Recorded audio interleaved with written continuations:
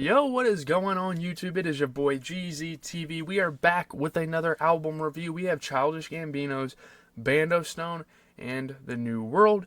Here we have it, the fifth studio album from one of the better artists of the last decade, Childish Gambino. We know Childish Gambino to be many things: an actor, rapper, comedian, director, producer. The list goes on and on. The multi-talented man that is Donald Glover.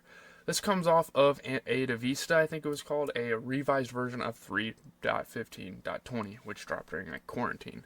This will be Donald's final album under Childish Gambino. Through the rollout, there were many things popping up, like Gilja Radio, his own radio station, and an announcement that this album would be a soundtrack to a new film he was working on that went by the same name. And he's still yet to kind of give some announcements and yet to kind of release the film, obviously.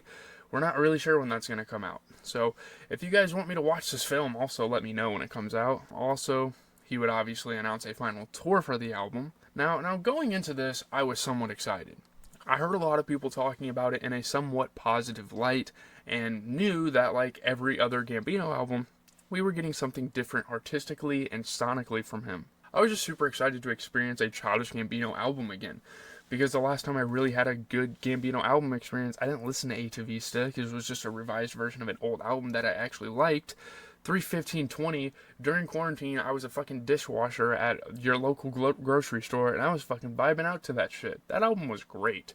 But let's go track by track, general review, wrap it up. Track 1, and like the weirdest characters ever, Hearts Were Meant to Fly. You get Gambino's son, Legend, fire name. He's on here, and I believe his son is featured on other tracks from the album, and we will get to that. He's on a lot of songs on here. This is some of the most involvement I've seen from an artist kid on an album, even after seeing like Northwest and Kanye and Adonis and Drake. And what a weird experience this track is, and it was super abrupt. You start with this very calm, kind of cool little loop, and then boom, boom, boom. It's just insane. It went from this dope soft opening to an intense, in-your-face, hyperactive anthem. Amaray is on this song too, which was cool. She's also featured a couple of other times on the album.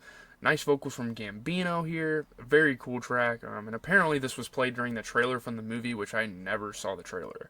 And it's so cool how he mashes everything together at the end. Incredibly hard beat to close out the track. Track 2 is Lithonia. This was actually the lead single from the soundtrack. It's a very emotional, poppy, rock track that changes point of views throughout. Cody LaRae is one of the characters in the movie, and I believe the song was narrated by him, kind of. Lithonia is a city located close to where Glover is from in Georgia, and it seems that the city name inspired the name of the album based on the root meanings of the word, Bando Stone. Nobody gives a fuck. More sudden changes to the instrumentation, which I think is great. It adds that experimental aspect that you would get out of a guy like JPEG Mafia. The song's fucking great. Great vocals. It sounds like something that could actually be in a movie. And obviously that could be said about a lot of these tracks, because Gambino made this soundtrack to be in a movie, obviously. I could cry to this. I mean, it's an amazing track. There's a lot of feels to it. Great song. Getting into track 3, Survive. Already, this track sounds like a throwaway from 3.15.20. There's a Drink Champ shout out. The bass is punching. There's a really good beat on here. More amazing singing. Chloe was the perfect vocalist to add to the song as well. I mean, how do you even get a damn saxophone to fit on a song like this? And the saxophone, funny enough, actually makes more appearances on the album. Survive is another really solid track. Next up is Steps Beach. Steve Lacy is on the guitars, and I actually said for a couple of the songs on this album that Steve Lacy could have been on here. The song references Steps Beach on Nantucket Island. I think that's in New York, right? I don't know. Apparently a sentimental place for Gambino. Very acoustic and chill vibe. Love that sort of thing. Such a talented man. Every song I hear, I know I'm going to glaze the fuck out of this album, but everything I've heard out of Childish Gambino on this album, he's just so talented. He changes it up every time. He got those Pharrell-sounding vocals. Such an interesting track. Again, something I've never heard Gambino make before. The guy just continues to innovate, and the synths on the song are great as well. Next up, we have Talk My Shit, and I'm actually quite a Flo Milli fan. I saw her at Lollapalooza. Go check out my vlog from years ago of me seeing her. Her fan base is amazing. Her energy is great. I've never really gotten to talk about her much on the channel, so there you go. More Amaray, of course. We needed an in-your-face banger at some point on this album, like an ATL trap banger. It is done in Gambino style, which is great. He switches it up. It's not like it's this generic radio hit. Innovate, which I can say about every one of these songs, is that he takes kind of like the sentimental radio hit and just changes it in his style. I love the beat, the swagger on the song, the lines are hilarious. Love the energy on here. Kind of has some like Drake flow sprinkled in here, which is ironic because we will get to some distasteful feelings towards Drake in the album here. It's like a sassy, braggadocious. Amaray kind of has like that Doja Cat rap energy. Get into it, yeah. Like that type of energy you would hear on that song. She can rap though, and she has a very sexy voice, of course. She should voice act for an anime too. Everything you need out of a trap song, the choir at the end, it's fucking awesome. It's a great song. Next song we have Got to Be, and on this song he actually like sounds like Adam Levine, which is fucking crazy. It's kind of funny. It started out as a pop banger and just turns into an EDM thrill ride again. He takes like a classic example of a song, like a classic template, and just boom, just throws you into it. The dude is insane, a fucking banger. I think in concert this would be one of the best songs on the album. So obnoxious, but it's very cool. The shit is wild. I mean, the sampling, everything about this track is good. I feel like it was Fushi at the end of there. It kind of sounded like her, but it might have been someone like acting in his movie or something. I'm not really sure. Then you get Real Love, which is kind of like a Post Malone vibe. Kind of like before he changed genres, it was like seasons change, like circles, kind of like a song like that. Surely this can stay a radio hit, right? Like sometimes when you're listening to songs on this album, you're like, please just stay a radio hit. I want a normal song for once. You could put this during the end credits of a movie too. This is very like good end credit stuff, and I feel like he probably would do that in his movie. If I predict that, I'm a fucking genius, by the way. Yeah, it better be that way in the film. Genuinely an enjoyable pop song. Kind of has those Levine vocals once again. Good ass production. And having Adam Levine vocals is not bad at all, especially when you're supposed to be like a rapper and an actor. So obviously we've seen Gambino experiment with singing and do really well with it. On Awaken My Love is where he really like experimented with the singing. Then you get In the Night. I remember him dropping this as a single and listening to it the night it released. Georgia Smith is so talented. My god, does this dude know how to make bangers? I mean, put the Weeknd on this shit, honestly. Great utilization of great vocalist on this track. Very catchy song. Amaray's awesome. Like, I feel like I've kind of become a fan of hers while listening to this album. And I feel like I've heard her be involved in other people's work.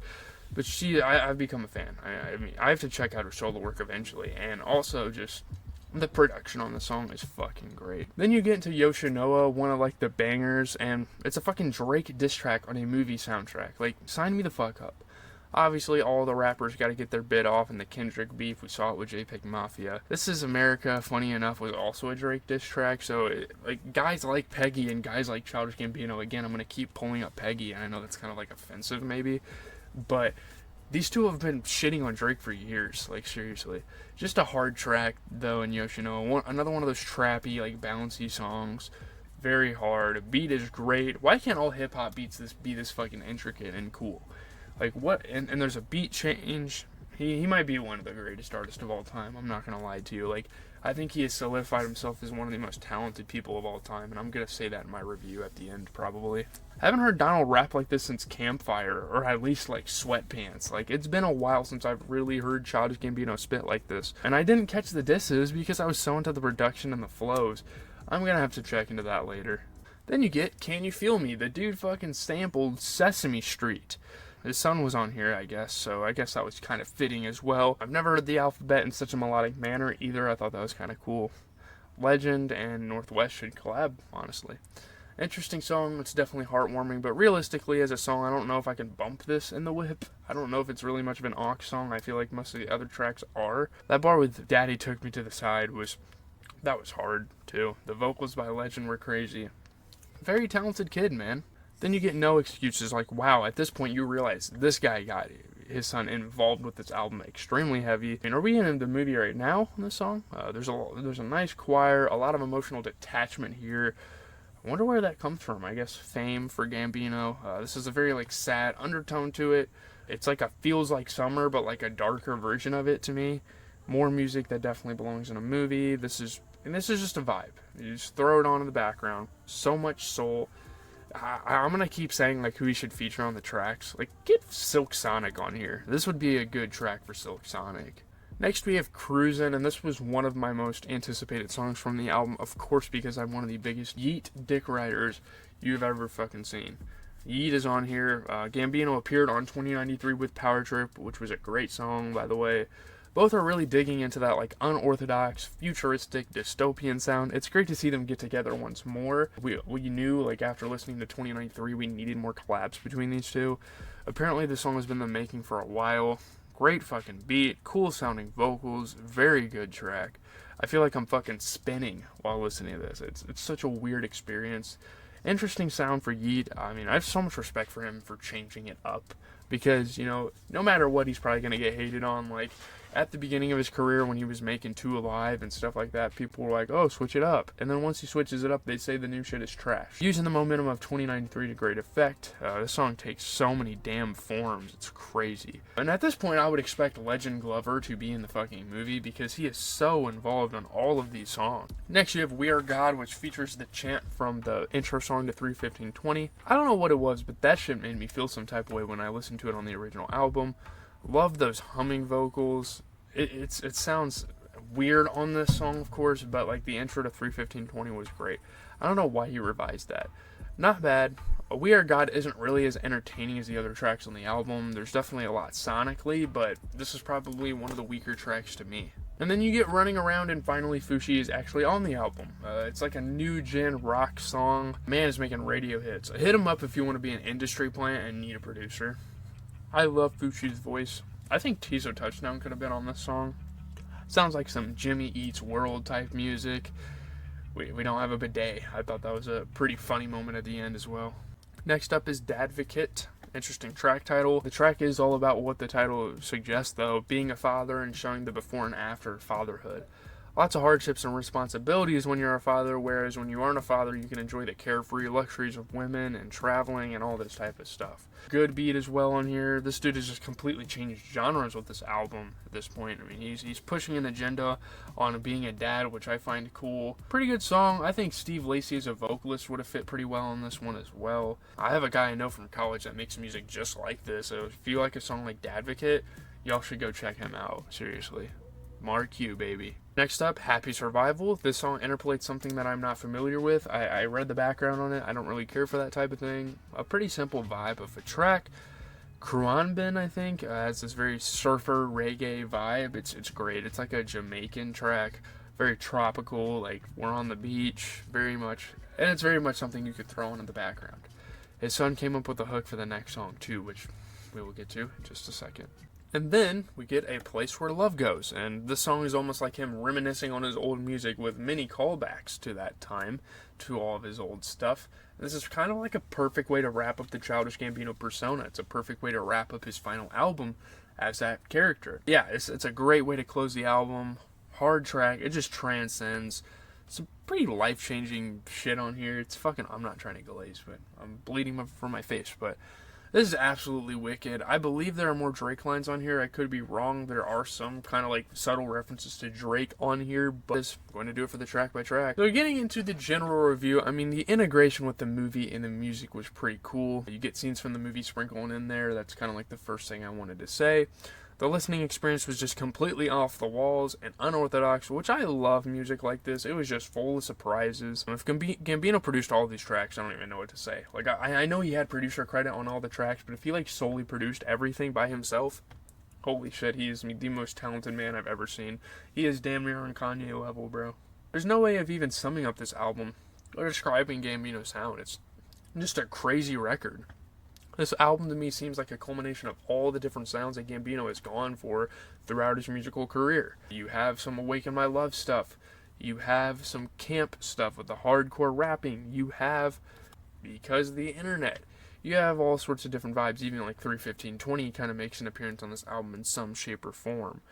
It's great. And the movie premise also sounds promising. I might have to check it out. Him and JPEG, yeah, really give me that same sort of experience. It's kind of refreshing to get an album that is this high quality and complete, unlike Vultures 2. And maybe that's why I like this album so much.